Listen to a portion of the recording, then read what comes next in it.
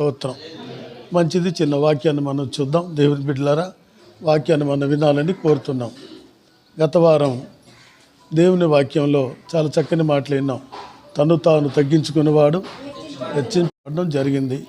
అది రికార్డు చేశారు, అనేక మందికి పెట్టారని కూడా మీకు తెలియజేస్తున్నాను. ఈ సమయంలో కూడా ఒక చిన్న వాక్యాన్ని చూద్దాం. హల్లెలూయా. మనం దేవునికి ఇష్టంగా ఉందాం. మనుషులకి ఇష్టంగా ఉండినా ఉండకపోయినా ఎవరికి ఇష్టంగా ఉండాలి? నువ్వు దేవునికి ఇష్టంగా ఉంటే మనుషులు కూడా నువ్వు ఇష్టపడతావు. దేవునికి స్తోత్రం. ఎంతమంది దేవునికి ఇష్టంగా ఉన్నారో ఈ వాక్యాన్ని బట్టి మీరు పరిశీలన చేసుకోండి. కొందరు మెచ్చుకోవాలని వాళ్ళకి ఇష్టంగా బతుకుతూ ఉంటారు. వాళ్ళు మెచ్చుకోవాలి, వాళ్ళు నన్ను పొగడాలి అని వాళ్ళ దగ్గర ఎంతో మేరబడిలు చూపిస్తుంటారు. అవి వద్దండి. పైన ఉన్న దేవుడు చూస్తూ ఉంటాడు. దేవునికి నచ్చినట్టుగా, దేవునికి ఇష్టమైనట్టుగా మనం బతకగలిగితే దేవుడు అన్ని విషయాల్లో ఆశీర్వదిస్తాడు. హల్లెలూయా. అవునా కాదా? వాక్యాలు చూద్దాం. ఎక్కువ రిఫరెన్స్ ఇవ్వను, 12:30కే క్లోజ్ చేసుకుందాం. ఒక 2-3 రిఫరెన్స్లు మీకు ఇచ్చి కొన్ని మాటలు మీకు చెప్పాలని ఆశపడుతున్నా. 2 కొరింథీ రాసిన పత్రిక 5వ అధ్యాయం 9వ వచనం చదవండి. 2 కొరింథీ పత్రిక స్పష్టంగా చక్కగా చదవండి. 2 కొరింథీ పత్రిక 5వ అధ్యాయము 9వ వచనం. కావున ఈ మాటలు బాగా అర్థం చేసుకోండి. కావున దేహమందు ఉన్నను దేహము ఇడిచినను ఆయనకి ఇష్టమై ఉండవలెనని మిగుల. ఆమేన్. హల్లెలూయా. అపోస్తలుడైన పౌలు గారు కొరింథీ సంఘానికి చెప్తున్న మాట, దేహముతో ఉన్నను దేహము విడిచనిను. ఎవరికి ఇష్టలుగా ఉండాలట? ఆయనకి ఇష్టలుగా ఉండాలని అపేక్ష అంటే కోరిక. అపేక్ష ఏంటేంటి? కోరిక. కోరుకొనుచున్నాను.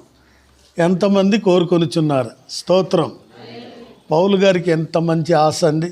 అపోస్తలుడైన పౌలు గారు ఒకప్పుడు సంఘాన్ని హింసించిన వ్యక్తి, సంఘ బిడ్డల్ని చంపేసిన వ్యక్తి, దేవుని ప్రజలకు వ్యతిరేకమైన వ్యక్తి, ధర్మశాస్త్రం చదువుతూ క్రైస్తులందరినీ చంపేయాలని దమస్కు మార్గానికి వెళ్తూ దైవ దర్శనాన్ని పొందుకుని గుడ్డివాడై కింద పడి మార్పు చెందిన వ్యక్తి చెప్తున్న మాట. స్తోత్రం. దేవుని బిడ్డలారా, దేహముతో ఉన్నను ఈ దేహం విడిచి వెళ్ళిన దేవుని దగ్గర ఎవరికి ఇష్టలుగా ఉండాలి? ఎంతమంది ఇష్టలుగా ఉంటున్నారు? నా భర్త నేనంటే చాలా ఇష్టం నా భర్తకి, లేకపోతే నా భార్యకి నేనంటే చాలా ఇష్టమండి, నా బిడ్డలంటే నాకు ఇష్టం అండి, మా నాన్న అంటే మా అమ్మ అంటే ఇష్టం అంటారు. ఈ ఇష్టాలు మామూలే, కానీ మనం ఎవరికి ఇష్టంగా ఉండాలి? అలా ఉండగలుగుతున్నారా? చెప్పండి. దేవునికి ఇష్టంగా నువ్వు బ్రతుకుతే నీ జీవితం అంతా పూలబాటే. నీ కుటుంబం చాలా ఆశీర్వదించబడుతుంది. నువ్వు కుటుంబ పరంగా ఆశీర్వదించబడతావు, వ్యక్తిగతంగా ఆశీర్వదించబడతావు. మార్పు చెంది రక్షణ పొంది ఆత్మాభిషేకం పొందుకున్న తర్వాత దేవునికి ఇష్టంగా నువ్వు బ్రతకగలిగితే, స్తోత్రం, హల్లెలూయా, దేవునికి ఇష్టంగా నువ్వు బ్రతకగలిగితే, నువ్వంటే నాకు ఇష్టమని ప్రభు చెప్తే నీ జీవితంలో ఎన్ని దీవెనలు పొందుకుంటావు, ఎన్ని మేళ్ళు పొందుకుంటావు, ఎన్ని కార్యాలని పొందుకుంటావు. దేవునికి స్తోత్రం. అందుకే ఈరోజు ఒక నిర్ణయానికి రండి. ఈ లోకంలో కొంతమందికి నువ్వంటే ఇష్టం ఉండదు, కొంతమందికి ఇష్టం ఉండక అసహ్యపడవచ్చు, కానీ నీవు దేవునికి ఇష్టంగా ఉండాలి. దేవునికి స్తోత్రం. ఎప్పుడైతే నువ్వు దేవునికి ఇష్టంగా ఉంటావో నీ మనవులన్నీ దేవుడు ఆలకిస్తాడు. స్తోత్రం. మత్తయి సువార్తలో 8లో ఒక మాట ఉంటుంది. ఒక కుష్ఠరోగి అడుగుతాడు, ఏమని? నీకు ఇష్టమైతే నన్ను. ఎప్పుడైనా అడిగేవా? పాపివి, దోషివి, రోగివి. అవునా? ఆయన అంటే ఎవరికి ఇష్టం లేదు. భార్యకి, బిడ్డలకి, కుటుంబానికి ఇష్టం లేదు. ఊరవతలు పెట్టేశారు. కుష్ఠరోగి ప్రభువారు కొండ దిగి వస్తూ ఉన్న టైంలో బోర్మని ఏడ్చి దుఃఖపడి అడుగుతూ ఉన్నాడు, అయ్యా నీకు ఇష్టమైతే నన్నేం చేయాలి? కుష్ఠరోగి కదయ్యా, వాసనయ్య, అంటు జబ్బని అందరిని నన్ను బయటకు తింటేశారు. నా భార్య మాతో మాట్లాడలేదు, నా బిడ్డలు నాతో మాట్లాడలేదు, ఊరు సావడలో పెట్టేశారు, లెక్క చేయట్లేదు ఎవరినైనా. కాబట్టి ఒంటరిగా మిగిలి ఇదిగో ఈ గుడారంలో ఈ గుడిసెలో నేనున్నాను, నీకు ఇష్టమైతే నన్ను శుద్ధిని చేయమన్నా. దేవునికి స్తోత్రం. ఈరోజు ప్రభుని అడుగు, అడగలవా? నీ రోగం పోద్ది, నీ జబ్బులు పోతాయి, నీ వ్యాధి పోద్ది, నీకున్న అప్పు బాధల నుండి దేవుడు విడుదలిస్తాడు. ఫాస్టింగ్లో ఉన్నప్పుడు, ఉపవాసం ఉన్నప్పుడు మార్పు చెందండి, మారు మనసు పొందండి. ఎవరికైనా క్షమించాలండి క్షమించండి, సమాధానంగా ఉండండి. చక్కటి ఆరాధన ఇక్కడ జరుగుతుంది. ఆరాధనలో ఆ పాటల్లో మాటలు చాలా లోతైన అర్థాలు ఉంటున్నాయి. ఎంతమంది గ్రహించగలుగుతున్నారు దేవుని బిడ్డలారా? కాబట్టి మత్తయి సువార్త కుష్ఠరోగి అడిగితే దేవుడు అన్న మాట ఏంటి? నువ్వంటే నాకు. అక్కడేం పౌలు అన్నాడు, దేవునికి ఇష్టలుగా ఉండాలన్నాడు. పౌలు పాపం నుంచి విమోచింపబడ్డాడు, విడుదల పొందాడు, రక్షణ పొందాడు, ఆత్మాభిషేకంతో నింపబడ్డాడు. కొరింథీ సంఘంతో చెప్తా ఉన్నాడు, దెయ్యం మందు ఉన్నను దెయ్యం విడిచి వెళ్ళినను. ఏం చేయాలట? చదువు పాపం మరోసారి మాట చదవండి. దెయ్యం మందు ఉన్నను దెయ్యములు విడిచినను ఆయనకి ఇష్టలై ఉండవలెనని. చూసారా, మిగుల కోరిక కలిగి ఉన్నామని పౌలు అన్నాడు. స్తోత్రం. సంఘమందరూ ఆయన ఇష్టలుగా జీవించాలని పౌలు అంటున్నాడు. పౌలు దేవునికి ఇష్టడైపోయాడు. అందుకనే పౌలు అపోస్తులుగా పిలువబడి గొప్ప సేవ చేస్తున్నాడు, గొప్ప పరిచర్య చేస్తున్నాడు, ఎక్కలేని దీవెనలు ఆశీర్వాదాలు పొందుతున్నాడు. ఆయన ప్రార్థిస్తే స్వస్థతలు, అద్భుతాలు, ఆశ్చర్య కార్యాలు జరిగిపోతున్నాయి దేవుని బిడ్డలారా. కాబట్టి గమనించండి, ఈ రోజు నుంచి సమర్పించుకో, తీర్మానం చేసుకో, ఇష్టపడు, పాతవన్నీ వదిలే, పిచ్చివన్నీ వదిలే, దేవునికి ఇష్టమైనవి, ఇష్టం కానివి కొన్ని ఉన్నాయి మీలో, అవి వదిలి దేవునికి ఇష్టలుగా బ్రతకండి. దేవునికి స్తోత్రం. అప్పుడు నువ్వంటే నాకు ఇష్టమని దేవుడు అంటారు. స్తోత్రం. అప్పుడు ఏమన్నాడు మత్తయి ప్రభు అన్నాడు? ఏమన్నాడు చెప్పండి? ఇష్టమని చెప్పి ఆయన దగ్గరికి వెళ్ళి ఆయన ముట్టి ఆయన స్వస్థపరిచాడు. దేవునికి స్తోత్రం. ఒక కుష్ఠరోగిని ముట్టిన దేవుడు, తాకిన దేవుడు, ఇష్టమని అత్తుకున్న దేవుడు, అల్లుకున్న దేవుడు ఈరోజు నిన్ను కూడా అత్తుకుంటాడు. నీ రోగం పోద్ది, నీ జబ్బు పోద్ది, నీ గుండె వ్యాధి, కిడ్నీ వ్యాధి, నీకే వ్యాధి ఉన్నా పోద్ది. స్తోత్రం. ఏ అప్పులు ఉన్నా కూడా పోతాయి. ముందు దేవునికి ఇష్టంగా బతుకు. స్తోత్రం. ఇద్దరు భార్యాభర్తలు ఇష్టంగా ఉన్నారనుకోండి, భర్తకి ఇష్టమైనది భార్య చేస్తుంది, భర్తకి ఇష్టం కానిది భార్య చేస్తే భర్త తంతాడు. అవునా కదా? భార్య అంటే ఇష్టపడ్డు. కాబట్టి భర్తకి ఇష్టమైనది భార్య చేయాలి, భార్యకి ఇష్టమైనది భర్త చేయాలి.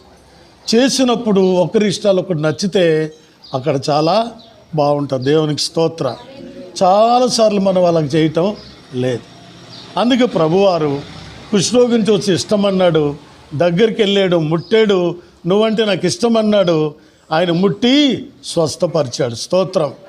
ఈ ఉదయకాల సమయంలో దేవుడు నిన్ను ముట్టును గాక, నిన్ను స్వస్థపరచును గాక, నీ గుండె జబ్బు మాయపోయిపోను గాక, నీకున్న వ్యాధి అంతా వెళ్ళిపోను గాక, అప్పు బాధల నుంచి దేవుడు విడుదల ఇచ్చును గాక. హల్లెలూయా. సరే, మంచిది. అన్నిటికీ హల్లెలూయా, స్తోత్రం మనం చెప్తున్నాం. కాబట్టి దేవునికి ఇష్టంగా బ్రతుకుదాం వద్దా?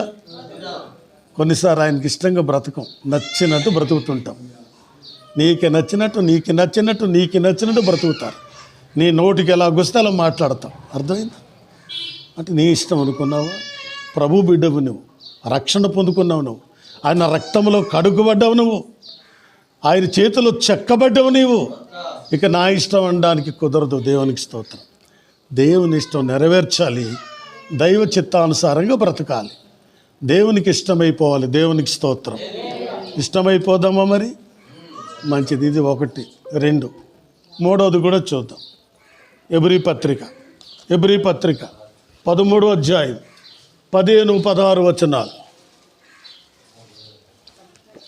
ఇవన్నీ మీరు అండర్లైన్ చేసుకుని మళ్ళీ ఇంటికి వెళ్ళి ఖాళీ ఉన్న టైంలో తీసి చదవాలి. చదవమ్మా. 13వ అధ్యాయము 15, 16 వచనాలు. కాబట్టి ఆయన ద్వారా చూసారా, ఆయన ద్వారా మనము దేవునికి ఎల్లప్పుడూ ఏం చేయాలి? దేవుడు చేసిన మేల్ని బట్టి స్తుతి యాగములు చేయదుము. అనగా ఆయన నామమును ఒప్పుకొనుచు జీవఫలమును అర్పించుదుము, ఉపకారమును ధర్మమును చేయ మర్చిపోకండి. అటు యాగములు ఆమేన్. ఇట్టి యాగములు ఎవరికి ఇష్టం? స్తుతించడం ఆయనకి ఇష్టం, ఆరాధించడం ఇష్టం. దేవుడు చేసిన దాన్ని, మనుషులు చేసిన దానికి కృతజ్ఞతగా బ్రతకడం ఇష్టం. ఎంతమంది కృతజ్ఞతగా బ్రతుకుతున్నారు? ఏమండి? ఎవరైనా చిన్న మేలు చేస్తే ఏం చేయాలి? ఎవరైనా ఒక 100 రూపాయలు ఇస్తే ఏం చెప్పాలి? ఎవరైనా నీకు అవసరం ఉన్న 1000 రూపాయలు తీరిస్తే ఏం చెప్పాలి? దేవుడు మళ్ళీ ఇస్తాడు. దేవునికి స్తోత్రం. అంతేగాని కృతజ్ఞత లేకుండా నువ్వు ఇచ్చేదేటి పెద్ద అనకూడదు. అంటే మళ్ళీ నీకు రూపాయి రాదు. అది ఎవరికి ఉండాలి చెప్పండి? జీవఫలములు అర్పించాలి, స్తుతి యాగములు చెల్లించాలి. యాగం అంటే బలి, అర్పణ, స్తోత్రం. ఆయన అర్పించుచు ఆయన చేసిన పనులకి మన కృతజ్ఞతలు చెప్తూ దేవునికి స్తుతిస్తూ మహిమ పరుస్తూ 16వ వచనం చదవండి. ఇప్పుడు 16. అట్టి యాగములు. ఎట్టి యాగములు? ఇప్పుడు 15వ వచనములు చేసినవన్నీ ఉపకారములు ధర్మములు మర్చిపోకండి. ఉపకారం కానీ ధర్మము కానీ, ఎవరికైనా కొద్ది అన్నం పెట్టడం కానీ, నీకు వస్త్రం ఇవ్వటం కానీ, కష్టాల్లో ఉన్న వాళ్ళు ఆదుకోవడం కానీ. అర్థమైందా? నేను ఇచ్చాను అనకుండా, అర్థమైందా? నువ్వు వాళ్ళకి ఇచ్చిస్తే వాళ్ళు కృతజ్ఞత కలిగి జీవించాలి. కృతజ్ఞత కలిగి జీవించాలి. ఇవ్వడం చేయడం మర్చిపోకండి. స్తోత్రం.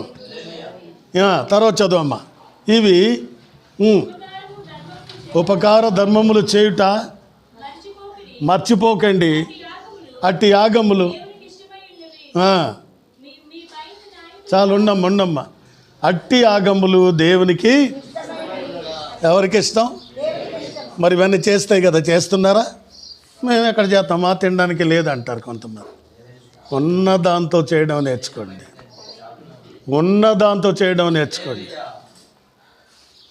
హల్లెలూయా. ఓ పూట అన్నం పెట్టగలిగితే, నీ కలిగిన రూపాయి ఎవరైనా ఇవ్వగలిగితే, ఆకలితో ఉన్నవారు, చలికి ఉన్నవారు, బట్టలు లేనివారు ఎంతోమంది ఉన్నారు. అలా నువ్వు చేయగలిగితే దేవునికి ఇష్టమైనవట ఇవి. ఏటట? అట్టి యాగములు దేవునికి. మొదటిది ఏం చెప్పాను? ఎప్పుడు చెప్పాను కదా, ఏమన్నాను? దేవుని ఇష్టలుగా. కొరింథీ సంఘంలో 5వ అధ్యాయం 9వ వచనంలో మాట చెప్పాను నేను. దేవునికి ఇష్టలుగా దెయ్యంతో ఉన్నను, దెయ్యము విడిచినను. దేవునికి ఎలా ఉండాలట? ఇష్టలుగా ఉండాలి. స్తోత్రం. కాబట్టి అలా ఉండగలుగుతున్నారు. ఒకటోది, నువ్వెక్కడున్నా, వీధుల్లో ఉన్నా, సంఘంలో ఉన్నా, సమాజంలో ఉన్నా, సినిమాల దగ్గర ఉన్నా, జగదాంబ సెంటర్లో ఉన్నా, ఎలా ఉండాలి? నేను దేవుని బిడ్డని, దేవునికి ఇష్టలుగా ఉండాలి. మన ఆదివారం యోబు చిన్నబ్బాయి ప్రార్థన చేశాడు. ఆ సెట్లో నాకు వేసినట్టు ప్రార్థన చేయండి అన్నాడు. వేయట్లేదని భయపడ్డాడు. అవునరా చేశానా? మరి ఎందుకు చెప్పలేదు? చెప్పు. మీరు చేస్తే నాకు అక్కడ వేస్తారు పాస్టర్ గారు అన్నావా లేదా? నోరు తెర్రా. ప్రార్థన చేశానా? మరి దేవుడు ఇచ్చాడా? మరి ఏం చేయాలి? కృతజ్ఞత అన్నాను. అయ్యగారు దేవుడే చేస్తాడు, కానీ ఏం చెప్పాలి? కృతజ్ఞత. దాన్ని అంటారు. ఇట్టి యాగములు దేవునికి ఇష్టం. స్తోత్రం. కృతజ్ఞత కలిగి జీవించాలి. నేర్చుకోండి. మనము ఎవరు మన కొరకు ప్రార్థించారు, ఎవరు మన కొరకు కన్నీళ్ళు కార్చారు, ఎవరు మా కష్టాల్లో ఉన్నప్పుడు ఆదుకున్నారు అనేవి మర్చిపోకూడదు. మర్చిపోతారు చాలామంది. ఫోన్లు కూడా ఎత్తారు కొంతమంది. ఫోన్ చేసిన ఎత్తారు, అడిగినా మాట్లాడరు, సమాధానం ఉండదు. ఇది కృతజ్ఞత? ఏది యాగం? మరి ఇది ఎవరికి ఇష్టం? మనుషులకా దేవుడికా? చెప్పండి. ఎవరికి ఇష్టం? జయం. ఎవరికి ఇష్టం? ఇదేదో పెట్టు చిన్నబాబు. ఇలాంటి ఈ యాగములు చదువమ్మా 10వ వచనం మరి చదువు, లేదు 15-16 వచనం చదువమ్మా. కాబట్టి ఆయన ద్వారా, ఎవరి ద్వారా? ప్రభు యేసయ్య ద్వారా మనము దేవునికి ఎల్లప్పుడూ ఏంది, మనం ఆయనకి దేవునికి ఎల్లప్పుడు ఏం చేయాలి? స్తుతి యాగం. యాగం అంటే బలి, అర్పణ. ఓకేనా? బలి, అర్పణ. కొంతమంది వెంటనే మర్చిపోతారండి, మర్చిపోతారు అంతే. కృతజ్ఞత చెప్పరు, వందనాలు చెప్పరు, థ్యాంక్ చెప్పరు. మొన్న నేను డయాలిసిస్లో ఉన్నాను. ఎనుకొండ నుంచి పాస్టర్ గారు వచ్చారు, సమర్పణ రావు గారు, భార్య భర్తలు. ఆ చెల్లి ఉషా, నేను ఒక చర్చిలో రక్షించబడ్డాం. జాసు గారికి కజిన్ బ్రదర్ అవుతారు. మేము చాలా క్లోజ్గా ఉంటాం. చూడడానికి వచ్చారు. పాప నేను హాస్పిటల్ ఉంటే పాస్టర్ గారిని చూసి వెళ్ళారు. రాత్రి ఫోన్ చేస్తుంటే మాట్లాడలేకపోయి తెల్లారు ఫోన్ చేసి మాట్లాడారు. చాలాసేపు మాట్లాడారు. కృతజ్ఞత చెప్పాను. మళ్ళీ నేను చూడడానికి వస్తాను బావా, బస్ టైం అయ్యి వచ్చాను, మా తమ్ముడు వాళ్ళ ఇంటికి వెళ్ళి అక్కడ ఉండి భోంచేసి వెళ్ళేదో చెప్పారు. కృతజ్ఞత. వాళ్ళకి ₹1,00,000 ఇచ్చామో మేమేమన్నా. ఎన్నుకొండ నుండి కృతజ్ఞత కలిగి జీవించాలి. స్తోత్రం. ఇది ఉండదు కొంతమందికి, ఏంటో మరి. ఎవరైనా ఒక ₹1,000 ఇస్తే ఎంత కృతజ్ఞత అండి. కొన్నిసార్లు దానికి మించి ₹1,000 ఇస్తే ఉండదు. ఎవరి కోసం ఇస్తారు? ఎవరా? దేవునికి వందనాలు చెల్లించండి. తర్వాత చెప్పండి 16వ వచనం. అనగా ఆయన నామమును ఏం చేయాలి? దేవా నువ్వు ఈ కార్యం చేసావు, ప్రాణంతో ఉంచావు, బ్రతికించావు, ఆరోగ్యం ఇచ్చావు, అడుగు వాటికంటే ఊహించు వాటికంటే అధికంగా మాకు దయచేసావని ఆయన నామమును ఒప్పుకొనొచ్చు. జీవ ఫలమును అర్పించాలి. తర్వాత ఉపకారము, గుర్తుంచుకోండి, ఉపకారమును ధర్మమును చేయ మర్చిపోకండి. అట్టి యాగములు ఇంటికి రాగనిపో వీడికి ఎవరు పెడతారు అనకండి. ఆ వండింది పంచుకొని తినండి. స్తోత్రం. కొంతమందికి ఉండదు. ఆ ఉన్నదాన్ని సర్దుకోండి. ఎవరైనా ఇంటికి వస్తే మొక్కను తిప్పుకోకండి. ఇలాంటి యాగాలన్నీ దేవునికి ఇష్టమైనవి. మరి ఆయనకి ఇష్టమైనది చేద్దాం మనం. దేవునికి ఏది ఇష్టమో నేను చెప్తున్నాను. దెయ్యంతో ఉన్నా దెయ్యం లేకపోయినా దేవునికి ఇష్టంగా ఉండడం మంచిది. రెండవది, కృతజ్ఞతార్పణ చెల్లించు, జీవఫలం అల్పిస్తూ స్తుతియాగములు చేస్తూ దేవుని నామాన్ని ఒప్పుకొనొచ్చు, ఆయన చేసిన మేలు చేయొచ్చు. మనము ఆయనకి యాగంగా అర్పించడం మంచిది. ఉపకార ధర్మములు ఎట్టి పరిస్థితుల్లో మర్చిపోకుండా ఉండండి. సాయం చేయండి. కష్టాల్లో ఉన్న వాళ్ళు ఆదుకోండి. పేదవారిని ఆదుకోండి. నీకుంటే లేదని చెప్పకండి. స్తోత్రం. ఉన్నంత వరకు చేయండి. చేయడం నేర్చుకోండి. నిన్న పాప నాకు చూస్తున్న ఓల్డ్ ఏజ్ హోమ్ పాస్టర్ గారు ఊరు వెళ్ళారు. చాలా బాధగా ఉంది నాకు. తెల్లవారి వరకు కష్టం. అలాగే చేసి స్నానం చేసి లేచి కూర్చొని ఉన్నాను. 9 అయిపోయినా టిఫిన్ రాలా. పాస్టర్ గారు ఫోన్ చేశారు, డాడీకి బాగాలేదు వెళ్ళాను పాస్టర్ గారు, సారీ సార్ చెప్పకుండా వెళ్ళిపోయాను అన్నారు. ఉండలేను. వెంటనే పిల్లలు వచ్చారు, 2. మా చిన్నోడు చెప్పాను, టిఫిన్ కూడా చేయలేదు బాబు అంటే వెంటనే టిఫిన్ కొన్ని ఇచ్చాడు. అది కృతజ్ఞత. తిన్నాను, దేవుని మహింపరిచాను. 3 ఇడ్లీకి 2 తిన్నాను, 1 అడిగిచ్చాను. కృతజ్ఞత కలిగి ఉండగలుగుతున్నారు. మళ్ళీ మీకు టిఫిన్లు వస్తాయి, భోజనాలు వస్తాయి. థ్యాంక్ చెప్పండి, కృతజ్ఞత కలిగి ఉండండి. దాని దేవుందలేండి అంటారు, అయినా చెప్పండి. స్తోత్రం. ఉపకార ధర్మములను ప్రతి ఒక్కరు చేయడం నేర్చుకోండి. 2, 3, 4వది కూడా చెప్తా. స్తోత్రం. రోమాపత్రిక 14వ అధ్యాయం అందరు తీయండి. 17, 18 వచనం చదవండి. మాటలు గమనించండి. దేవుని రాజ్యము, చూడండి, దేవుని రాజ్యము భోజనమును పానమును కాదు కానీ నీతియు. ఇది ఒక ఒత్తు. దేవుని రాజ్యానికి వెళ్ళాలంటే భోజనం కాదంట, పానం కాదంట, మరేంటి? నీతియు సమాధానము పరిశుద్ధాత్మ యందలి ఆనందమునై ఉందా? ఏమున్నాయా? భోజనము పానము కాదు, మరేంటి? ఒకటోది నీతి. నీతి ఎవరు? యేసయ్య. పాపులమైన మనకు ఆయన రక్తంలో కడగబడ్డం కాబట్టి నీతికి దాసులయ్యాం. ఒకప్పుడు దేనికి దాసులము? పాపానికి దాసులు. ఇప్పుడు దేనికి దాసులయ్యాము? నీతికి దాసులయ్యాం. మరి ఇప్పుడు ఎవరికి దాసులు మీరు చెప్పండి?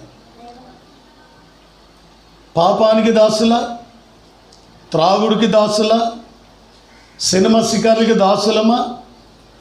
అబద్ధములకు దాసుడా? ఎవరికి దాసులు మనం? అందుకే దేవుని రాజ్యానికి వెళ్ళడానికి దేవుని నమ్మాం, పరలోకానికి వెళ్ళడానికి వచ్చి దేవుని నమ్ముకున్నాం. ఎంతోమంది దేవుడిని నమ్మలేదు, వాళ్ళకి పరలోకం లేదు. నీకుంది, నాకుంది, స్తోత్రం. అందుకే పరలోకం అంటే భోజనం కాదంట. అర్థమైందా? చికెన్ పలావ్ తింటే పరలోకానికి వెళ్ళిపోలేం, రోజు కలిసి తింటే వెళ్ళాం. భోజనం పానం తిన్నారు ఎవరు? ఇశ్రాయేలు ప్రజలు మన్నా తిన్నారా లేదా? 40 సంవత్సరాలు ఆకాశం నుండి పడిన అన్నం మన్నాని, ఆ మన్న ఎలా ఉండేది? తేనెలా ఉందట. తిన్నారు. మన్న తిన్నవారు చనిపోయారు. చెప్పండి, ఏమయ్యారు? మన్న తిన్న ఇశ్రాయేలు ఏమయ్యారు? చనిపోయారు. కానీ ప్రభు యొక్క శరీరం తిన్న రక్తం త్రాగిన వారు మన పరలోకానికి వెళ్తున్నాం, స్తోత్రం. అందుకే భోజనమును పానమును కాదు కానీ, జాగ్రత్త ఆలోచించండి, ఎలా ఉన్నారు మీరు? నీతిమంతులారా అని దేవుడు పిలుస్తున్నాడు. ఎవరి నీతి? దుర్నీతి కాదు, దేవుని నీతి, స్తోత్రం. ఒకప్పుడు లోకనీతి, పాపం, దుర్నీతిలో ఉన్నారు. కానీ యేసయ్య నమ్మారు. నీతిగా ఉండండి, మీరు బాగుంటారు. మీరు బాగుంటారు, మీ పిల్లలు కూడా. తల్లిదండ్రులు నీతిమంతులైతే పిల్లలు కూడా నీతిమంతులు అవుతారు. దేవునికి స్తోత్రం. మనుషుడు ఏమి ఇస్తున్నావు ఆ పంట బాగుంది. నువ్వు బూతులాడితే నీ పిల్లలు బూతులాడతారు. నువ్వు వ్యభిచారం చేస్తే నీ పిల్లలు వ్యభిచారం చేస్తారు. నువ్వు తాగితే నీ పిల్లలు తాగుతారు. అవి ఎక్కడికి పో, జాగ్రత్త. ఎందుకు? మనుషుడు ఏమి ఎత్తునో నువ్వు జాగ్రత్తగా ఉంటే నీ పిల్లలు బాగుంటారు, నీ భవిష్యత్తు బాగుంటుంది, పిల్లల భవిష్యత్తు బాగుంటుందండి.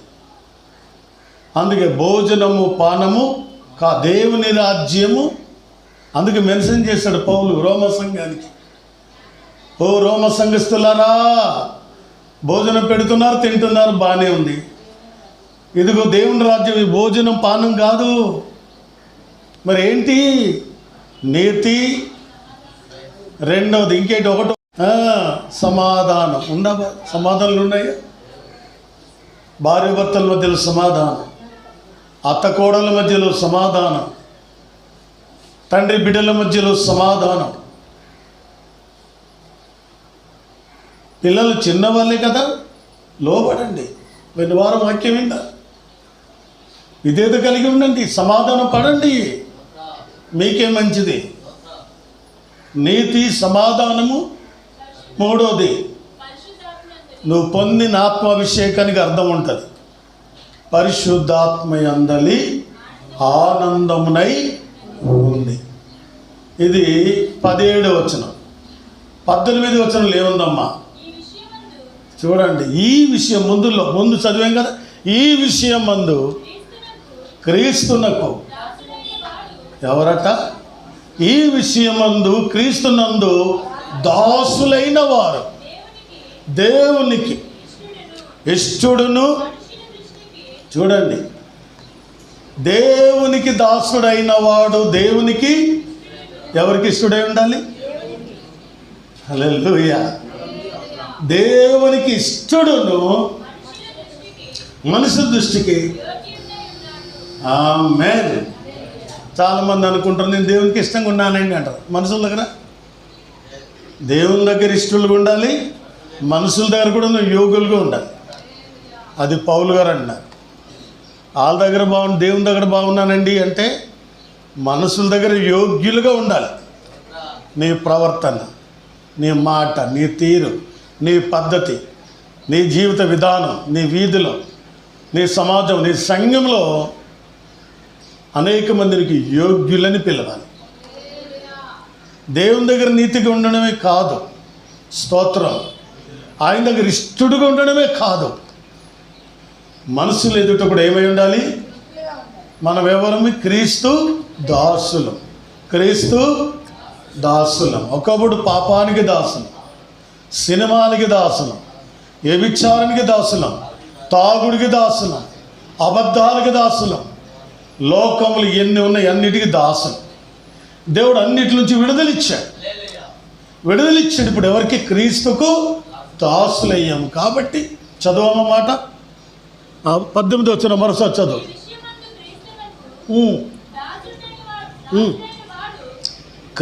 ఈ విషయమందు పైన 17 వచనాలు మీరు చదివారు కదా. దేవుని రాజ్యం భోజనము పానము కాదు కానీ నీతియు సమాధానం పరిశుద్ధాత్మ ఆనందమునై ఉన్నది. ఆ విషయంలో ఎంతమంది అయితే దానికి కట్టుబడి ఉన్నారో వారు దేవునికి వారట ఎవరికి ఇష్టలు? అలా జీవించగలిగితే, అలా బ్రతకగలిగితే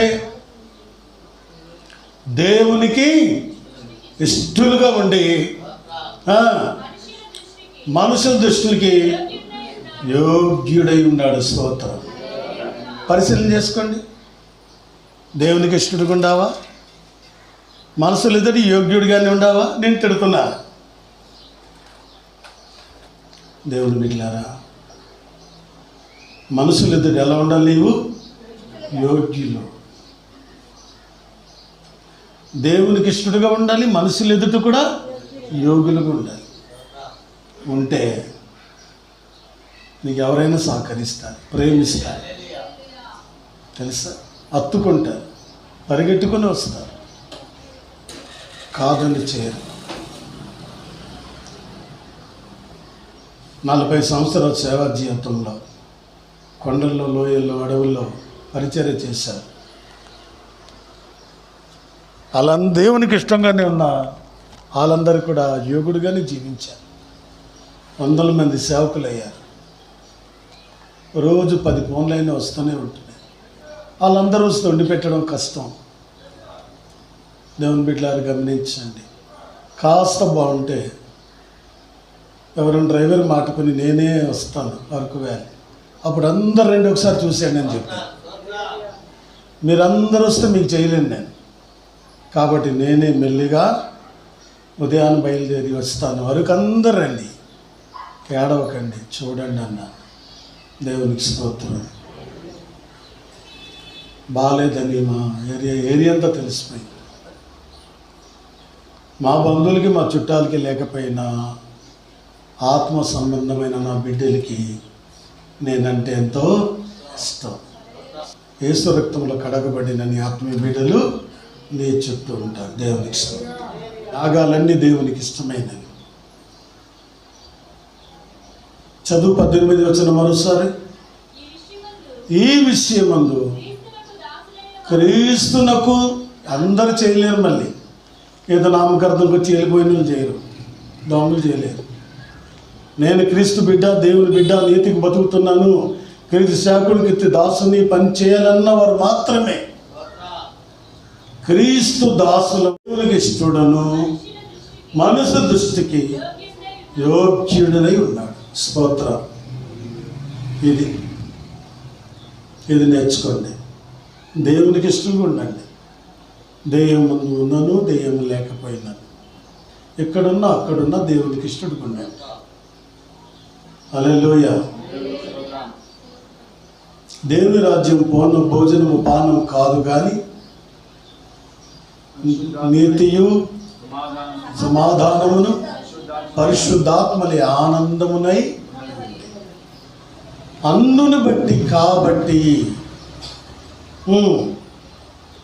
18 ఈ విషయమందు దేవునికి ఇష్టడుగాను మనుషులకి యోగ్యులుగా అలా బతకండి. నేర్చుకోండి. ఈ వాక్యాలన్నీ మీరు కనబడకపోతే ఈరోజు అండర్లైన్ చేసుకుని చదివి అలా జీవించండి.